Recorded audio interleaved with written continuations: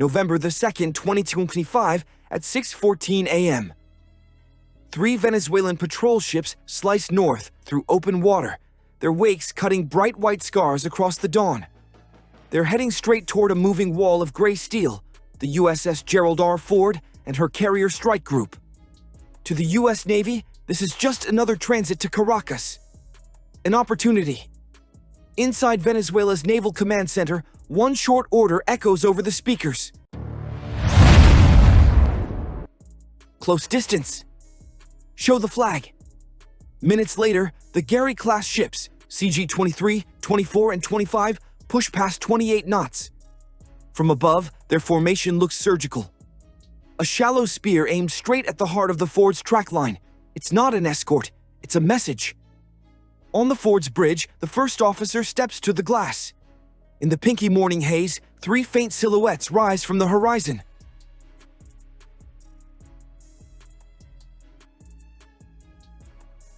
Small compared to the carrier's 1,000-foot deck, but coming in fast. Around them, sailors move with trained precision. Faces calm, eyes sharp. Just 24 hours earlier, Venezuela had scrapped a multi-billion-dollar energy deal with Trinidad and Tobago, blaming U.S. interference. Now, their navy seemed determined to underline that point, literally in steel. The Ford held course, engine steady, bow cutting clean through the sea. Every mile forward drew both sides closer to a decision neither could take back. Venezuela wanted to be seen. The United States refused to look away. Somewhere between those two statements lies the moment when a political message turns into a military risk.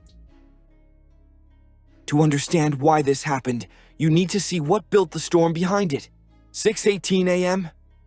The Venezuelan patrol ships fan out across the Caribbean like blades, each hull carving its own white trail through open water. Their formation isn't random, it's deliberate geometry. A half-moon arc built to squeeze the carrier strike group's path from the south. Aboard the USS Gerald R. Ford, every station is awake. Bridge windows catch the first light. The sea below flashes gold. From the carrier's Combat Direction Center, surface tracks bloom across digital maps. Red icons closing in at 28 knots. But this isn't about radar, it's about intent. The USS Gravely, one of the Ford's escorts, surges forward to take point. The destroyer's turbines spool to life, churning white water from her wake. Her mission is clear: shield the carrier, keep actions lawful, keep tensions calm. Contact steady, calls the Surface Watch officer. Bearing 190, range 8.4 nautical miles. Copy, replies the captain. Maintain intercept posture, eyes on. On the Ford's deck, the crew pauses mid-task as the Venezuelan hulls grow larger by the minute. Through binoculars, they can already make out the flags snapping in the wind, red, yellow, and blue, and the dark outlines of the 76mm guns glinting in the morning light. No one on the American side wants escalation, but they know the game. Venezuela's Navy calls this stretch of ocean the Bolivarian Security Zone, a line no one else recognizes. Crossing it means confrontation, even if the map says otherwise. Radio operators transmit the standard hail in both languages. Venezuelan naval vessels. This is a United States warship operating in international waters. Maintain a safe distance.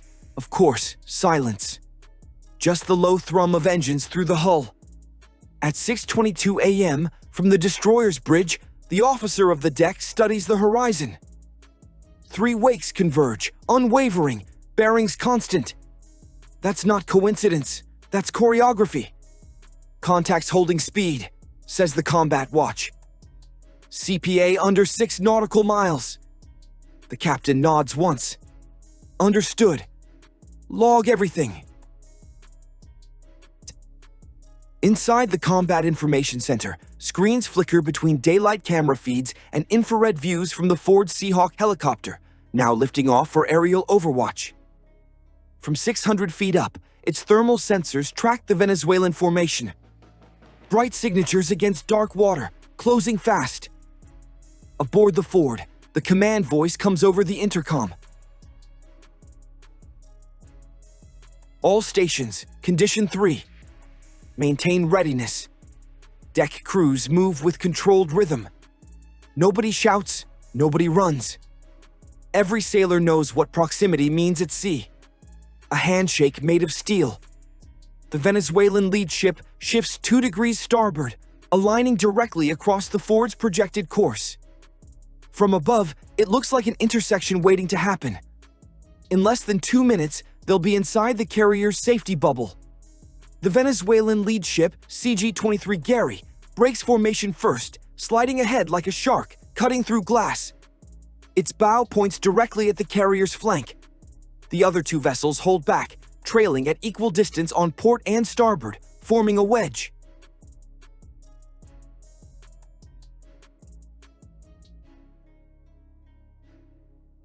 On the USS Gravely, bridge officers watch it unfold in real time.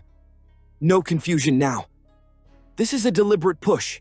The Combat Information Center tracks every bearing change, lead contact closing fast. Range 5.1 nautical miles, the Surface Watch officer calls out. Copy. Maintain course, the captain answers, voice even. We're not the ones flinching today. Above, the Seahawk helicopter banks low for a visual pass. A show of force without firing a shot. Then the radio crackles to life for the first time. United States warship, you are entering the Bolivarian security zone. Alter course immediately. The response is calm, measured, and bilingual. Negative. Operating lawfully in international waters. We recommend you maintain safe separation. Static fills the air, then silence returns once more. The Ford holds her course at 20 knots, heading 217. The destroyer runs parallel, less than 2,000 yards off her beam. Between them, the ocean churns like a conveyor belt of tension. On the Ford's deck, flight operations halt completely.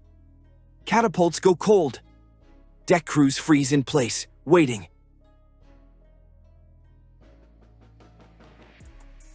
A billion-dollar carrier strike group is now locked in a staring contest with 3 ships worth less than a single FA-18.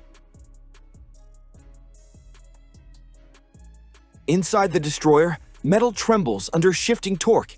Contact inside 1,000 yards, someone calls. The captain grips the railing, eyes locked forward.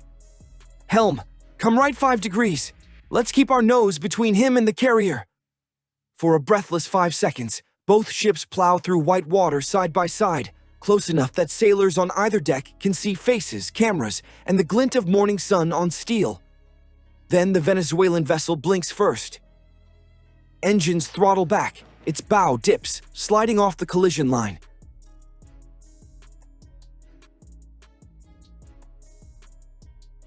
The Gravely holds steady course. The carrier's flight deck resumes motion. The radio stays silent.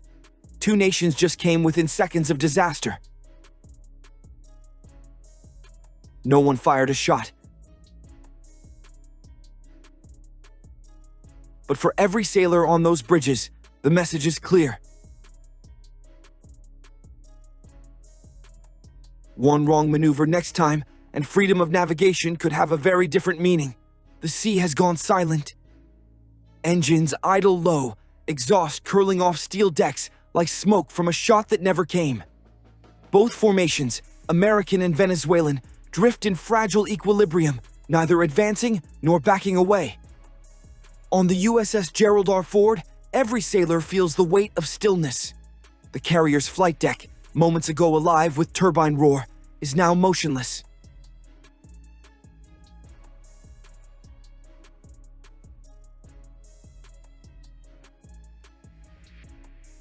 Crews stand by with aircraft helmets in hand, eyes fixed on the southern horizon, where 3 smaller silhouettes hold their ground. Inside the USS Gravely's Combat Information Center, tension hums like an electric wire. Contact steady, the Surface Watch officer reports. range holding 2.4 nautical miles. The captain nods once. Copy. Maintain posture. Cameras rolling. From 800 feet above, the Seahawk helicopter holds its orbit, circling the standoff. Its camera captures every second. Heat signatures, bearing lines, wake trails.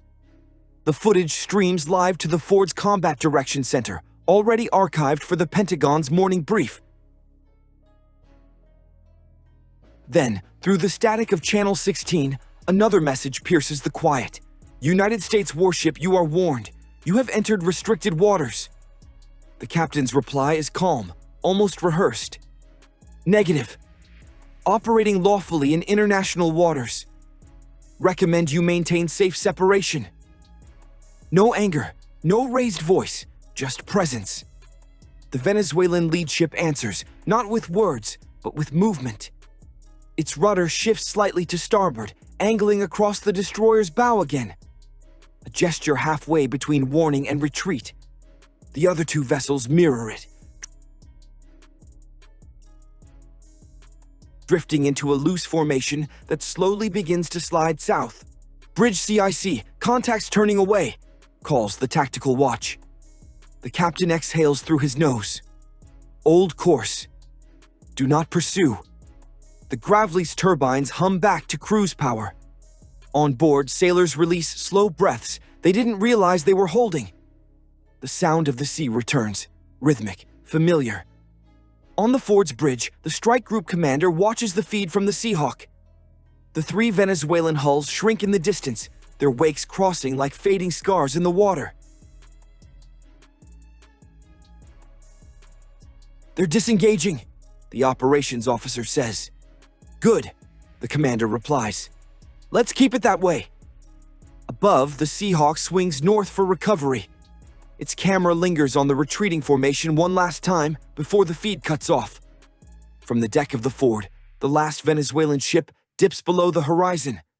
The ocean looks peaceful again, but everyone knows peace isn't the same as calm.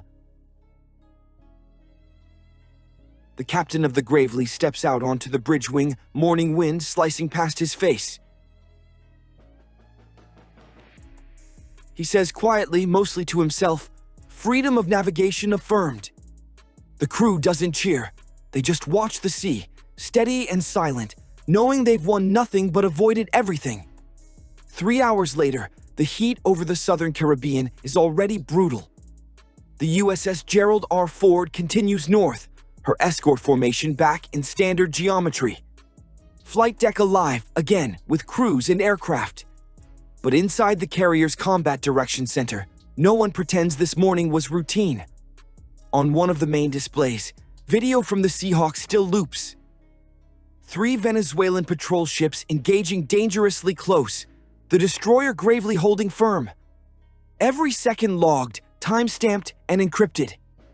By now, that same footage is already being analyzed back in Norfolk and Washington. Across the sea, Venezuela moves fast. Within an hour of the encounter, state broadcaster VTV airs grainy clips of the confrontation.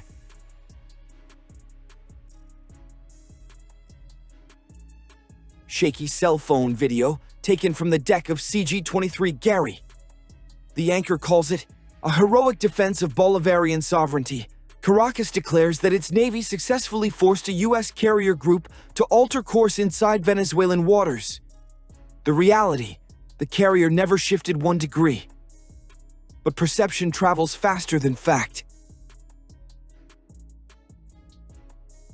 At the Pentagon, the press office releases a single-sentence statement. The USS Gerald R. Ford Strike Group conducted routine operations in international waters, fully consistent with international law. No drama, no accusations, just facts. Deliberately dry, as the Navy prefers. But make no mistake, the message behind that line is steel hard. For defense analysts, what happened south of Trinidad isn't an isolated event. It's another entry in the growing logbook of gray zone naval encounters, confrontations designed to provoke headlines, not wars. Venezuela's Griseri-class ships were never going to fire on the U.S. carrier. That wasn't their mission. Their goal was visibility, to show defiance on camera, to feed a domestic narrative that Caracas still controls its seas. Meanwhile, the Ford's very presence in the region was its own statement. A $13 billion symbol of reach, escorted by destroyers capable of tracking and intercepting a missile before it even leaves the stratosphere. The ship doesn't need to threaten. Its presence is enough. By noon, satellite imagery shows the Venezuelan patrols back near their home port of La Garra. On board the Ford, the logbook closes with the entry: no aggression observed, mission ongoing, and yet every sailor aboard knows this wasn't nothing. It was choreography. Deliberate, rehearsed, and dangerously close to chaos. The sea might look calm again, but something shifted below the surface. Venezuela proved it could act boldly. The United States proved it wouldn't blink, and the rest of the world just learned in high definition what modern deterrence looks like: restraint at 20 knots. By evening, the Caribbean looks peaceful once more. Blue horizon, orange sunset, and the low hum of turbines pushing the USS Gerald R. Ford eastward. For most of the world, nothing happened today. But for the sailors who stood on those decks, it was a reminder that calm seas can hide the loudest tensions.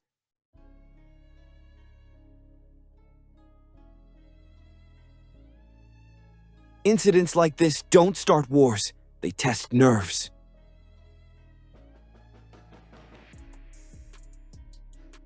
No missiles, no gunfire, just steel and silence.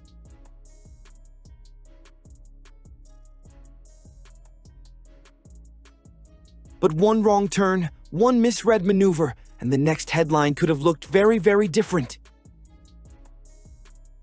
The truth is, modern naval power isn't about who fires first anymore. It's about who stays calm the longest. And that brings us to you. If you were standing on that bridge with 3 foreign patrol ships cutting across your bow, would you have held your course or would you have turned away?